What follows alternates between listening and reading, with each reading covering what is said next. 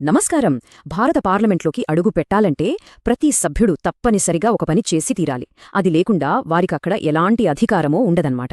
అదే మన రాజ్యాంగంలోని ఆర్టికల్ 99లో చెప్పిన పార్లమెంటరీ ప్రమాణం. రండి, దాని గురించి ఈరోజు వివరంగా తెలుసుకుందాం. అవును, ఈ ప్రశ్నతోనే మనం ఈ టాపిక్లోకి వెళ్దాం. ఈ ప్రమాణం అనేది ఒక కొత్త ఎంపీకి పార్లమెంట్లో వాళ్ల అధికారాల్ని, బాధ్యతల్ని అన్లాక్ చేసే ఒక తాళం చెవిలాంటిది. ఇంతకీ ఏంటి ఆ ప్రమాణం, ఎందుకంత ముఖ్యం చూద్దాం. సరే, అయితే ముందుగా మనం అసలు ఈ ఆర్టికల్ 99 ఏంటి, ఈ ప్రమాణం ఎవరు చెయ్యాలి, ఈ బేసిక్ వివరాల్ని క్లియర్గా అర్థం చేసుకుందాం. చూశారుగా, ఆర్టికల్ 99 చాలా స్పష్టంగా చెప్తోంది.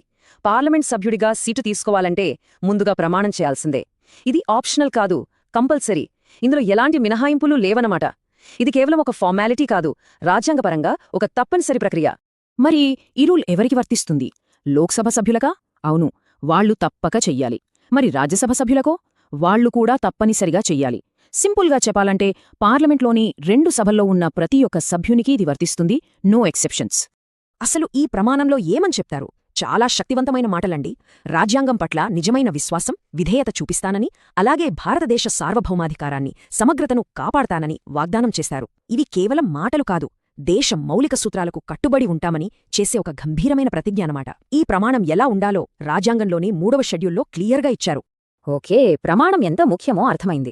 మరి ఈ కార్యక్రమం ప్రాక్టికల్గా ఎలా జరుగుతుంది అంటే ఎవరు చేయిస్తారు, ఎప్పుడు చేస్తారు, ఆ వివరాల్లోకి వెళ్దాం పదండి. ఇంత ముఖ్యమైన ప్రమాణాన్ని ఎవరు చేయిస్తారంటే, రాజ్యాంగం ప్రకారమైతే ఈ అధికారం రాష్ట్రపతికుంటుంది. కానీ ఆచరణలో రాష్ట్రపతి ఒకరిని నియమిస్తారన్నమాట. సాధారణంగా లోక్సభలో అయితే స్పీకర్, రాజ్యసభలో అయితే చైర్మన్ ఈ బాధ్యత తీసుకుని సభ్యుల చేత ప్రమాణం చేయిస్తారు. ఇది ఎప్పుడు జరుగుతుందంటే సాధారణంగా ఎన్నికలన్నీ అయిపోయి కొత్త లోక్సభ ఏర్పడుతుంది కదా, ఆ తరువాత సభ సమావేశమైనప్పుడు మిగతా పనులన్నీ మొదలుపెట్టే ముందే మొట్టమొదట చేసే అధికారిక కార్యక్రమాలలో ఇది ఒకటి. ప్రమాణమేంటి, ఎలా జరుగుతుందో చూసాం. ఇప్పుడు చాలా కీలకమైన విభాగానికి వచ్చాం, పర్యవసానాలు. అసలు ఈ ప్రమాణం ఎందుకంత ముఖ్యం? ఒకవేళ ఎవరైనా దీన్ని పాటించకపోతే ఏం జరుగుతుంది? ఇక్కడే ఒక ఇంట్రెస్టింగ్ ప్రశ్న వస్తుంది. ఒక పార్లమెంట్ సభ్యుడు ఈ నియమాన్ని పాటించకూడదని అనుకుంటే, ప్రమాణం చేయకుండానే సభకు వస్తే ఏమవుతుంది?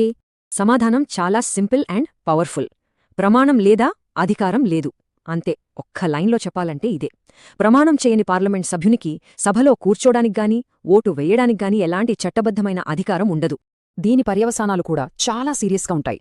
ప్రమాణం చేయకుండా సభలో కూర్చున్నా, ఓటు వేసినా ప్రతిసారి జరిమానా కట్టాల్సొస్తుంది. అన్నిటికన్నా ముఖ్యంగా వాళ్లని ఒక పూర్తిస్థాయి సభ్యుడిగా గుర్తించరనమాట. అంటే వాళ్లు చేసే పనులకు ఎలాంటి అధికారిక గుర్తింపు ఉండదు. ఇదంతా కేవలం ఒక వ్యక్తికి సంబంధించిన విషయం కాదు.